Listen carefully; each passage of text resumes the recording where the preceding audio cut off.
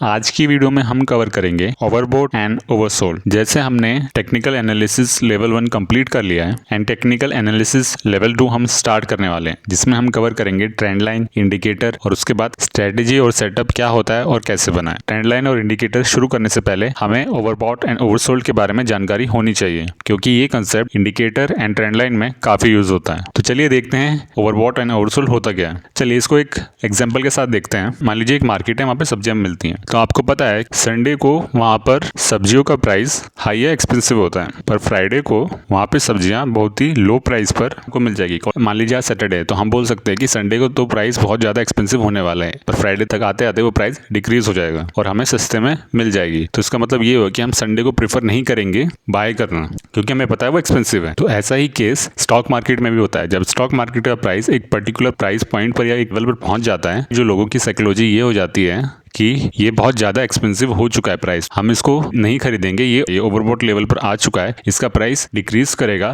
तब जाके हम इसमें अपना इंटरेस्ट दिखाएंगे या फिर तब हम जाके कुछ डिसीजन लेंगे बाय का। मान लीजिए आज संडे है, तो फिर आप बोल सकते हैं कि अभी तो एक्सपेंसिव प्राइस मिल रहा है, तो हमें तो बाय करना नहीं है, हम फ्राइडे को करेंगे, क्योंकि फ्राइडे में आपको बहुत ही सस्ता प्राइस मिल जाएगा और आप ज़्यादा से ज़्यादा क्वांटिटी खरीद सकते हैं। इसी टाइप से स्टॉक मार्केट में भी जब प्राइस एक पर्टिकुलर लेवल पर आता है, जिसको हम बोल देते हैं ये ओवरसोल्ड पहुंच चुका है, हम इसको दूसरी तरीके से भी देख सकते हैं कि ओवर वैल्यूड मतलब किसी स्टॉक का प्राइस ओरिजिनल प्राइस से बहुत ही ज़्यादा एक्सपेंसिव हो चुका है, ओवर वैल्यूड हो चुका है, तो हम इसमें इंटरेस्ट नहीं दिखाएंगे बाइंग का। और ओवरसोल्ड का मतलब क्या होता है? ओवरसोल्ड का मतलब ये अंडर वैल्यूड है। अंडर वैल्यूड मतलब होता है कि अभी जो उसका करंट प्राइस है वो उसके नॉर्मल प्राइस है जो होना चाहिए उससे काफी सस्ते में हमें मिल रहा है, तो हम यहाँ पे अपना इंटरेस्ट दिखा सकते हैं बाय का। मान लीजिए अगर आज वेंसडे है, तो इसका मतलब ये होगा कि हम बोल सकते हैं कि संडे को इन सब्जियों का प्राइस ओवर वैल्यूड होता है और फ्राइडे सब्जियों का प्राइस अंडर वैल्यूड होता है। आप इस तरह से ओवरबॉट और ओवरसोल्ड को समझ सकते हैं। चलिए एक और एग्जांपल लेते हैं। जैसे आपको याद होगा एक वीडियो हमने बनाई थी स्टॉक मार्केट में रेंज का मैथ, उसमें आपने देखा होगा कि हमने एक एग्जांपल लिया था 10 kg राइस वाला, जिसमें 60 रुपीज हमारी मैक्सिमम प्राइस है जहाँ पे हम बाय कर सकते हैं, और 40 रुपीज मिनिमम 40 रुपीज में ही कोई सेलर इंटरेस्टेड होगा, इससे नीचे कोई सेल नहीं करेगा। तो 40 रुपीज वो हुआ था कि जहाँ पे वो लोग सेल नहीं करेंगे, और 60 रुपीज वो था कि जहाँ पे इससे ऊपर हम नहीं बाय करेंगे। तो हमने एक लेवल डिसाइड करके आए थे। तो अभी जो डिस्कस करेंगे ये आप बोल सकते हैं बिग मनी या बिग प्लेयर के सोचने का तरीका होता है। बिग मनी बिग प्लेयर वो होता है जिनके पास बहुत सारा कैपिटल होता है और हैवी क्वांटिटी में वो शेयर्स ट्रेड करते हैं या इन्वेस्ट करते हैं, जिससे स्टॉक का प्राइस काफी फ्लक्चुएट कर जाता है उनके एक्शन से। जैसे देखिए अगर मान लीजिए प्राइस यहाँ से आया, ऊपर गया और इस लेवल पर आ गया, बोलेंगे कि ये हमारे लिए बहुत ही ज़्यादा ओवर वैल्यूड हो चुका है, अब हम इसमें बाय नहीं कर सकते हैं, तो हम यहाँ पे इंटरेस्ट नहीं दिखाते अगर हमें बायर हैं। फिर मान लीजिए प्राइस नीचे आया, इस लेवल पर हम देख सकते हैं कि अब जो स्टॉक का प्राइस है वो अंडर वैल्यूड आ चुका है, तो अब हम इंटरेस्ट होंगे यहाँ पे हैवी क्वांटिटी बाय करने के लिए, अगर हमारा एनालिसिस अगर ये बोलता है कि ये ओवरसोल्ड जोन में चल रहा है। चलिए कुछ एग्जांपल हम चार्ट्स पर देखते हैं। अगर आपको ओवरबॉट और ओवरसोल्ड और अच्छे से समझना है तो आप इसके पीछे की साइकोलॉजी समझने की कोशिश कीजिए। चलिए मानते हैं कोई बायर है जिसने इस लेवल पर बाय किया, हम उसको नाम दे देते हैं B1। एक बायर और है जिसने यहाँ पर बाय किया B2। अब आप इन दोनों की साइकोलॉजी देख, मान लीजिए जो अभी करंट प्राइस चल रहा है यहाँ पे चल रहा है एरो के पास, और ये जो लेवल है जो ये हमारा एनालिसिस या इंडिकेटर से इंडिकेट कर रहा है कि ये एक ओवरबॉट जोन या लेवल है। तो देखिए जो B1 की साइकोलॉजी और B2 की साइकोलॉजी में क्या फर्क होगा। B1 तो बहुत काम और पेशेंस में होगा क्योंकि उसको बहुत सारा प्रॉफिट दिख रहा है, तो उसको ज्यादा फर्क नहीं पड़ेगा, वो नॉर्मल रहेगा। देखिए जैसे B2 होगा वो टेंशन में होगा। B2 टेंशन में क्यों होगा? देखिए उसने बहुत ही ज्यादा एक्सपेंसिव प्राइस पर खरीद रखा है शेयर्स, अब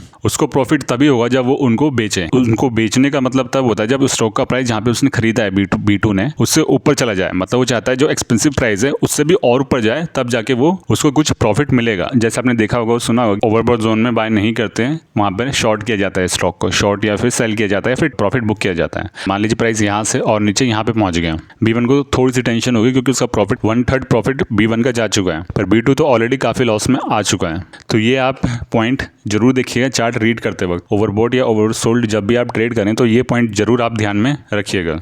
ओवरबॉट एंड ओवरसोल्ड जोन कैसे पता लगाए ये हम नेक्स्ट वीडियो में कवर करेंगे।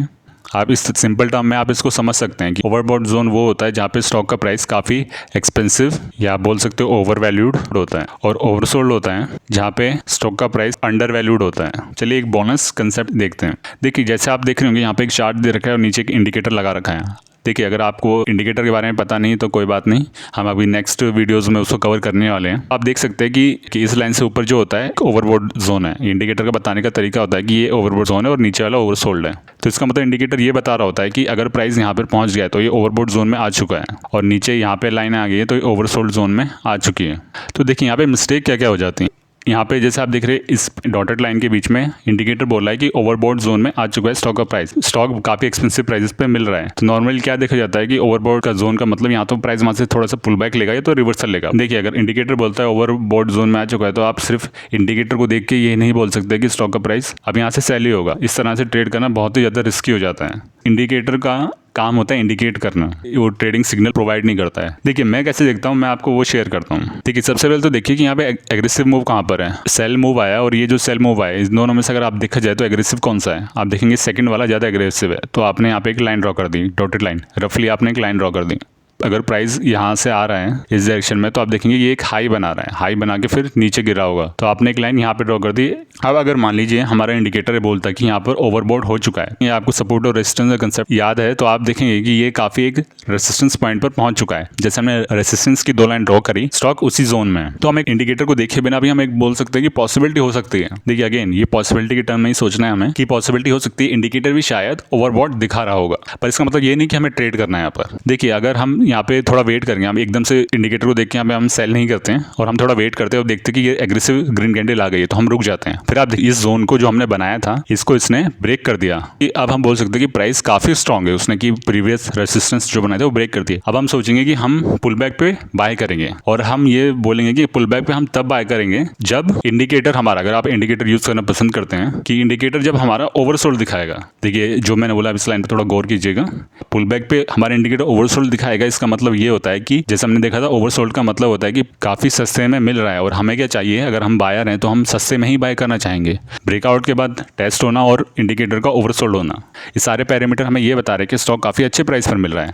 आप देख सकते हैं ये इंडिकेटर ओवरसोल्ड दिखा रहा है एग्जैक्टली इस पॉइंट पर और ये पॉइंट पर। देखिए जब स्टॉक ने ब्रेकआउट दे दिया और पुल बैक आया और इंडिकेटर ने ओवरसोल्ड दिखाया, उसके बाद आप देख सकते हैं कि प्राइस काफी ऊपर गया। आप इस तरह से भी इसको देख सकते हैं और समझ सकते हैं ओवरसोल्ड और ओवरबॉट जोन क्या होता है। देखिए अगर आपको ये चीज़ नहीं समझ में आई अभी तो कोई बात नहीं, हम इसको आगे और डिस्कस करेंगे। ये बेसिक है समझने के लिए, क्योंकि टेक्निकल एनालिसिस लेवल 2 में हम डिटेल में पढ़ेंगे कि ओवरबॉट और ओवरसोल्ड कैसे देखें ट्रेंड लाइन की मदद से और इंडिकेटर की मदद से। चलिए एक ओवरसोल्ड का कंसेप्ट देखते हैं। देखिए यहाँ पे आप देख सकते हैं कि प्राइस यहाँ पर है। देखिए इंडिकेटर ने यहाँ पर लाइन के बाहर आ गया, यहाँ पे हमारा इंडिकेटर बोल रहा है कि ये एक ओवरसोल्ड जोन में आ गया है और आप देख सकते हैं यहाँ भी ओवरसोल्ड बता रहा है। जैसे आप देख सकते हैं अगर यहाँ पर किसी ने बाय किया होता है, इस पॉइंट पर अगर किसी ने बाय किया होता, थोड़ी देर बाद उसको प्रॉफिट दिखता है, उसके बाद उसको तुरंत एक लॉस दिखना शुरू हो जाता। तो ये सिग्नल एक हम बोल सकते हैं फेक सिग्नल हुआ या फॉल्स सिग्नल बोल सकते हैं कि ये जो सिग्नल हुआ ये एक फॉल्स सिग्नल था।